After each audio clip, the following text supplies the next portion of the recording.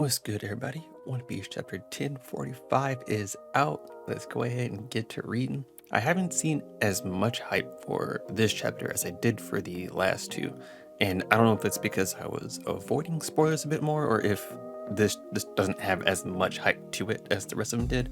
But I'm curious to see what goes on here because we definitely left off on a huge cliffhanger. So let's get into it. Ooh, okay, making covers. Super Climax, first in kind of one arc. Caravan Truck Project. Huh. I'll look into that. I don't know what that is. I like this art though. It's clean. Oh, and we get the color spread. Oh, caravan art. Okay, I see. Let me see what we got going on here. What kind of lore we got hiding in the color spread.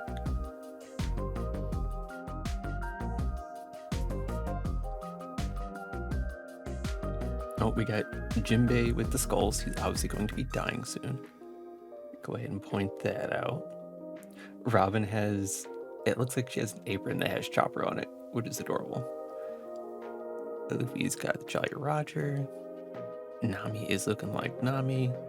Sanji and Brook are apparently falling over Nami. Usopp's just falling. Oh, he's trying to get Luffy's hat, while Luffy's just doing his own thing.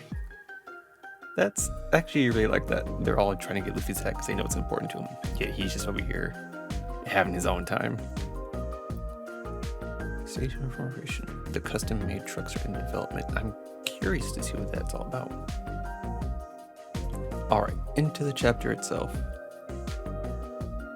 A new level gear 5th. I was sure you were a goner after that. All right, so we got some dialogue.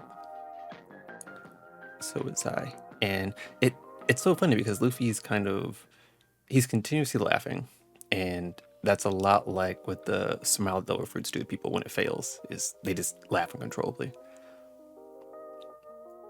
Since you're able to make your surroundings rubbery, should we say you're awakened your paramecia fruit? But something about this feels off. Okay, so even without... So he doesn't know exactly what happened with Luffy. He just knows that he's awakened, because he still thinks he is a paramecia. And a lot of people were like, why isn't Kaido more shocked that Joy Boy is here? And it's probably because he hasn't Luffy's Joy Boy yet. Transformation like this is more typical with Zoan fruit. Interesting assessment. And he bites Luffy. Chomp, gulp. Yeah. Come on. So I'm assuming Luffy's is like freaking out inside of him. And it's good to know that he's still calling his moves Gum no. So that hasn't changed at all either. And he just inflates. That probably does not feel good. I don't think he's supposed to expand like that. Is he floating? Yeah, he's just floating in the air. What's that? What the heck's going on? No idea. Looks like Kaido put on weight. Is this some form of his? Your body's going to be rubbery, not mine. So it's affecting Kaido's body. I see a pair of bright lights. No. What the? Did he reach through Kaido's eyes? What on? That seems like it'd be super painful. It reminds me immediately of like when Mirio does his blinding eye trick, but this seems a lot more like he's actually just reaching through your eyeballs. Escape rocket. So he shoots himself up. I would be curious to see how this transitions, because his hands start by shooting through his eyes, and like Luffy shoots out of his mouth, but what's happening here with his hands? Like, do they come out of his eyes? And Luffy's still looking wild. Blows air. No. Oh, that's Yamato and Momo climbing up there. Okay, I see. What is this? Hey, okay. This is something people were expecting to see from Luffy, is him being able to turn himself into a giant. And now we got it. The difference is, does he gain, similar to Gear 3, does he gain like the properties of being a giant, or is it just air?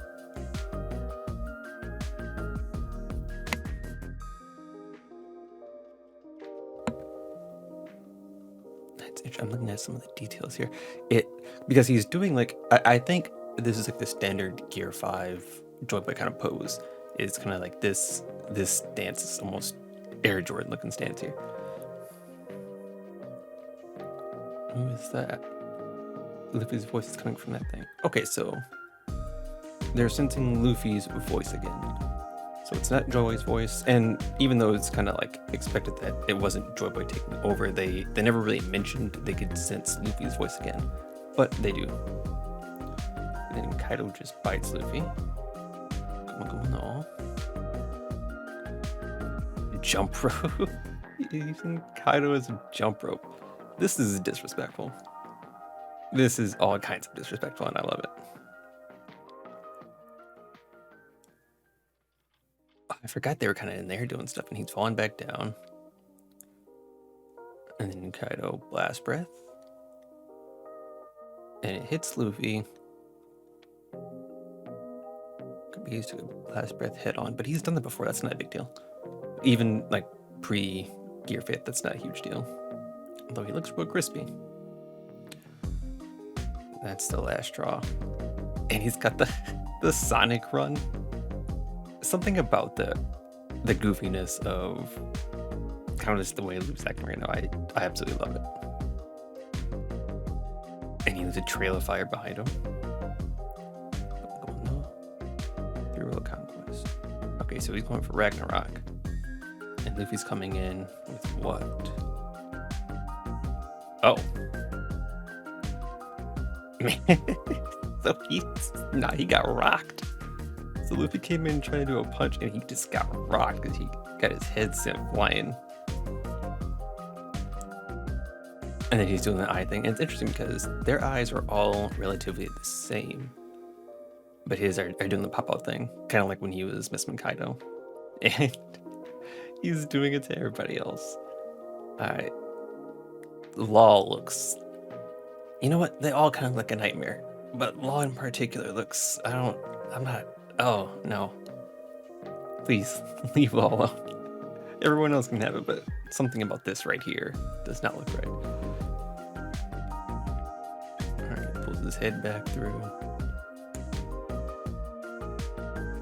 It's like something out of a picture book. And he was still kind of a giant form, but it looks like he shrunk down by the time his head comes all the way back through. Man, that stings. You put on quite the show. You're still at the end of your rope, you can't beat me. I'm far from done. Oh, interesting. Did the transformation wear off? I'm beat. And so Kaido's just like, what on earth is going on right now? Okay, right, I'm about to croak. This is taking a lot out of me. You can rest easy and die then. Tales will be told about how you fought this war. And obviously, yeah, Luffy doesn't care about that. When you're dead, only your bones stick around. And he's still laughing, almost like he's still got some Joy Boy in him. So has it really worn off?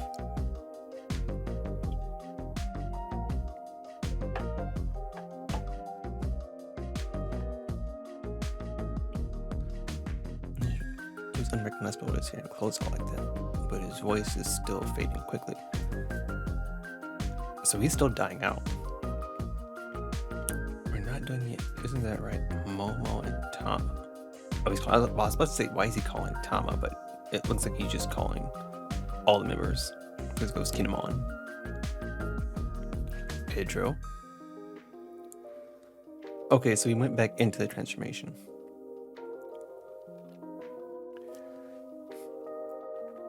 After all this, do you really think something like death can scare me?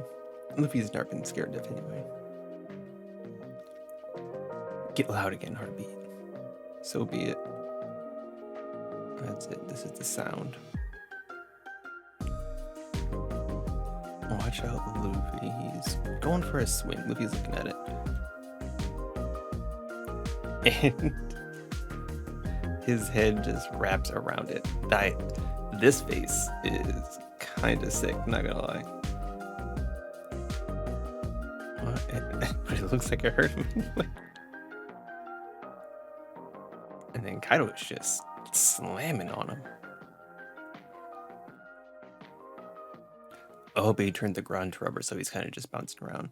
It seems like at this point, it's more likely that Kaido is going to tire himself out by trying to fight Luffy, because Luffy doesn't seem to be really taking damage. It just seems like he is getting hit a lot and getting back up. 3, 2, 1, 0. Interesting. What was this pure white transformation? Pure white.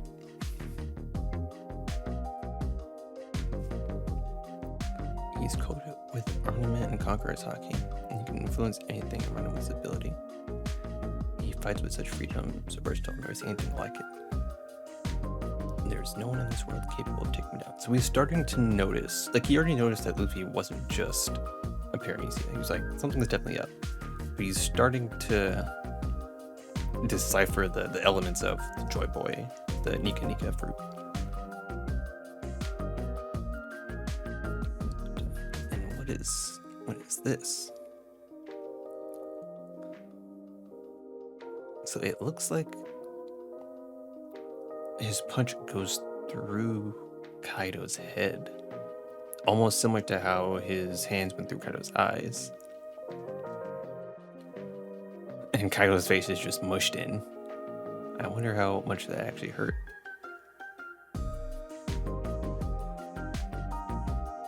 Well, it knocked Kaido back for sure. I'm having the time of my life. Kaido. Well, let's see what the notes are. Looks like he's using gear 3rd. Okay, yeah, so it's basically gear 3rd, but his entire body. Kind of like the filler episode with, I think it's Lily on stomach. I think that was her name.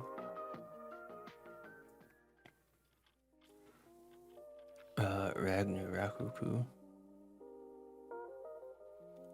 Okay, so more Buddha references. Death betrays all of our bones are all that remain after clean up the skeletons. Interesting.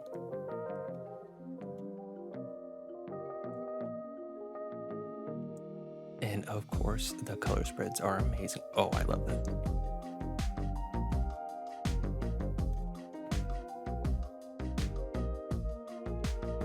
These are clean.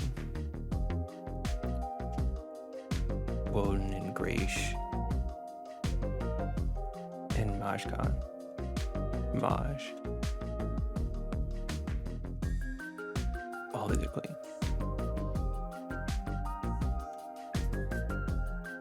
Alright, I think I understand why there wasn't as much hype, just because this chapter was all about action. We didn't really learn anything new, we kind of just saw how things were playing out. But I liked it. I really enjoyed the chapter. I like the goofiness that Luffy takes up when he's in Gear 5th. I know some people don't love it, like, look at this right here. This is just, it's too good. I honestly wonder how it works going forward in the story, but I'm enjoying it right now. I'm having a great time. I also wonder how effective it is. It's definitely pushing Kaido around, but ultimately it doesn't seem like it's doing more damage than other gears. Like, it seems almost as if he's toying with Kaido, but not really able to dish out that kind of damage. And I'm also kind of worried because there are a lot of flags here where it's kind of showing Luffy's very much on his last legs. So even if he beats Kaido, this is looking like a NS lobby where he's going to be basically out of the count afterwards. And I'm curious. I really hope we continue with more of the fight. I know we have a break, or at least we're expecting to have a break next chapter. So I'm assuming next chapter is going to leave off on a pretty big cliffhanger. I'm very excited to see that. All in all, this was a great chapter. I thought it was really fun, really enjoyable to read. Let me know what you guys thought down below, and I'll catch you in the next one. Bye.